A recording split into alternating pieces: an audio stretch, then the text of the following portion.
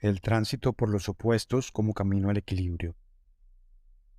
Ascenso y descenso, altura y profundidad, ir hacia arriba y hacia abajo, describen una realización emocional de los opuestos que paulatinamente conducen o ha de conducir a un equilibrio.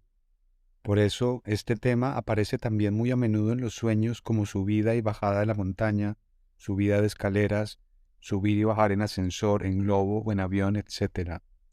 Cita de Carl Jung en Mysterium Conjunctionis. Se reconoce al filósofo presocrático Heráclito como uno de los primeros pensadores en contribuir a la reflexión sobre las polaridades constitutivas de la existencia. Para Heráclito no hay equilibrio si no hay conflicto, es decir, si no se presenta una tensión entre dos puntos. En su filosofía se aprecia también la noción de la constante transformación de la naturaleza, de su funcionamiento cíclico y la interdependencia de los elementos que la conforman, actuando así como una unidad. Lo vivo y lo muerto son una misma cosa entre nosotros, lo despierto y lo dormido, lo joven y lo viejo. Lo uno, movido de su lugar, es lo otro, y lo otro, a su lugar devuelto, es uno, manifestó Heráclito.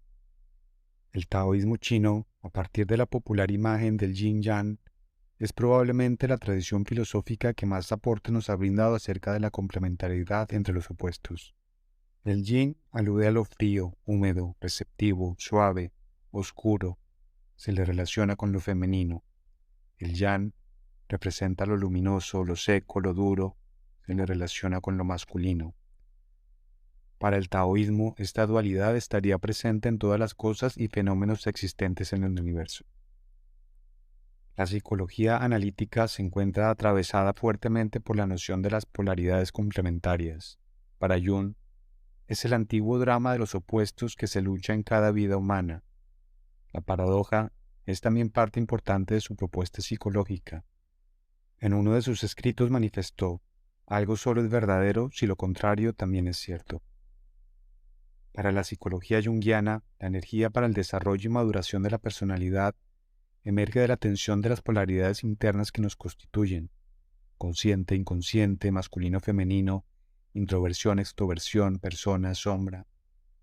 La vida solo nace de la chispa de los opuestos, plantea Jung. Lo femenino y lo masculino, desde esta perspectiva, no son equivalentes a hombre y mujer, sino que hacen referencia a fases de un sistema dinámico de complementariedad y equilibrio.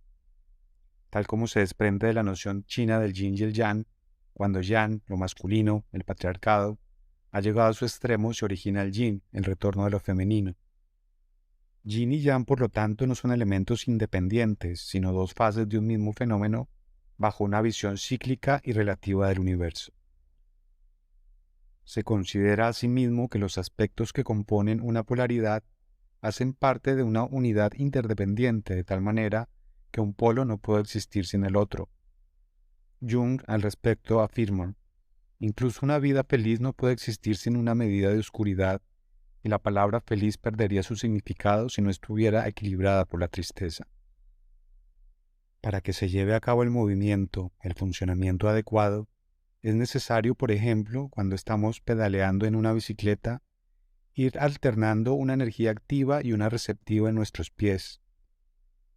Lo mismo sucede en la danza, que es necesaria la compensación de los apoyos y los pesos en uno mismo y con la pareja para que el movimiento fluya. A nivel psicológico, Jung expresa lo anterior de la siguiente manera: en términos de energía, la polaridad significa un potencial, y donde existe un potencial, existe la posibilidad de una corriente, un flujo de eventos, porque la tensión de los opuestos lucha por el equilibrio. Fin de la cita. Si, por ejemplo, la noche y el día se excluyeran mutuamente, si en la Tierra solo hubiera día o noche, la vida no sería posible. En el ritmo armónico de la noche y el día se sustenta el equilibrio que permite la creación de la vida en nuestro planeta. Cuando es de día o verano en la mitad del planeta, es de noche o invierno en la mitad opuesta. Los periodos de luz siguen a los periodos de oscuridad. La noche se define por la ausencia del día, el día por la ausencia de la noche. De lo anterior se desprende que uno no puede existir sin el otro. Cuando nos identificamos con alguno de los polos y lo asumimos en términos absolutos en lugar de relativos, dinámicos y cíclicos, se genera un desequilibrio, se rompe la vinculación interna que permite el movimiento armónico. En los sistemas que se encuentran altamente polarizados, si no se produce una profunda transformación que permita el retorno al equilibrio, acaban por destruirse porque resultan inviables. La polarización, por lo tanto, no solo es una fuerza creativa, sino que también es potencialmente una fuerza que puede llegar a aniquilar un sistema. Para que las polaridades se equilibren y se vinculen armónicamente, necesitan alternarse de forma cíclica, como un péndulo, sin llegar a los extremos y separarse. Necesitamos además mantener un centro, un punto que las vinculen. En el pensamiento dicotómico polarizado quedamos atrapados en el razonamiento de lo uno o lo otro en vez de ambos. Las polaridades están destinadas para mantenerse vivas, a armonizarse, a entenderse y a darse el tiempo para hacer lo que le corresponde a cada una. El poder de las polaridades es energizar y transformar la vida para hacer que el mundo gire. La búsqueda de la corrección de los equilibrios es una ley que afecta a diversidad de fenómenos que actúan de manera sistémica. A nivel psicológico, la unilateralidad en alguno de los aspectos de una polaridad interna se compensa con el advenimiento de su opuesto. Lo anterior hace parte de los mecanismos de autorregulación intrínsecos de la psique que promueven la armonía de los contrarios en síntesis cada vez de una mayor complejidad. Para Jung, los sueños, las fantasías, los síntomas psíquicos son los modos en que se promueve la compensación, la maduración y el equilibrio interno en los individuos. Jung planteó además que la corrección de la unilateralidad psíquica puede darse igualmente a partir de lo que podría denominarse como circunstancias sintomáticas en el mundo exterior. En este sentido llegó a plantear: la regla psicológica dice que cuando una situación interna no se hace consciente, sucede afuera como destino. Es decir, cuando el individuo no se vuelve consciente de su opuesto interno, el mundo debe forzosamente representar el conflicto y dividirse en mitades opuestas. Fin de la cita. Las crisis que de tanto en tanto nos suceden se consideran entonces como la manera que tiene la psique de promover la reorganización y actualización de la personalidad. Son la posibilidad de darle paso a nuevas perspectivas, a nuevas formas de vida más integrales.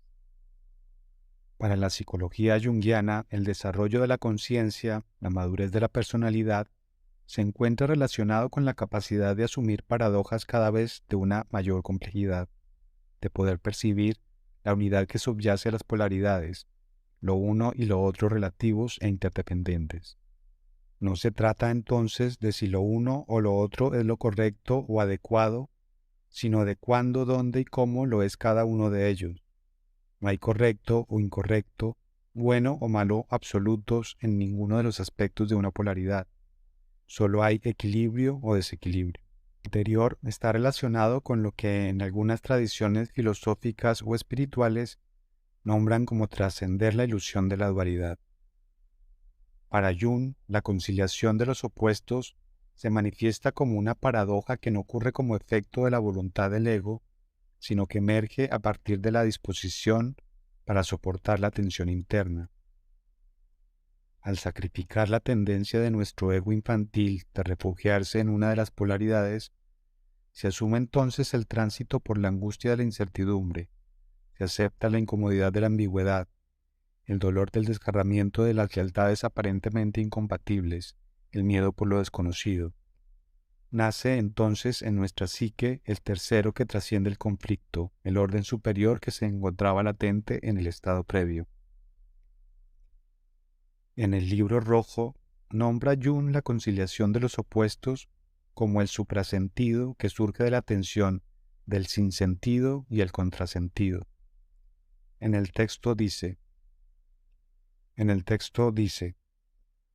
si mediante el padecimiento de tu espíritu has conseguido la libertad de aceptar también lo otro, a pesar de tu suprema creencia en lo uno, porque también eres eso, entonces comienza tu crecimiento. Fin de la cita. Se plantea que soportar la tensión de los contrarios es más llevadero si el ego encuentra su centro, un propósito, un sentido. Sin un sentido, el ego va a la deriva, arrastrado de un polo al otro por las circunstancias, sin conciencia ni responsabilidad. El sentido, el centro interno, está relacionado con aquella frase de Nietzsche acerca de que quien tiene un porqué para vivir encontrará casi siempre el cómo. La búsqueda del sentido singular es lo que nos permite sentir que nuestra vida vale la pena ser vivida y es uno de los objetivos que se propone la psicoterapia junguiana. Se plantea que el sentido es dinámico y relativo, teniendo en cuenta que las prioridades y los intereses se van transformando a lo largo de nuestro ciclo vital. Jung, sin embargo, plantea que una pregunta fundamental con respecto al sentido de lo que hacemos, de lo que estamos viviendo, es si aquello se encuentra relacionado o no con lo eterno, con lo fundamental, con lo profundo, con lo sutil, o si más bien tiene que ver con lo efímero, lo superficial, lo pasajero, lo literal. Es importante reconocer que los equilibrios, las certezas que alcanzamos, los sentidos que nos sustentan, son por naturaleza inestables, ya que el potencial de complejidad e integralidad de la psique nunca se acaba. En este sentido es que planteó Jung que toda victoria contiene el germen de una futura derrota.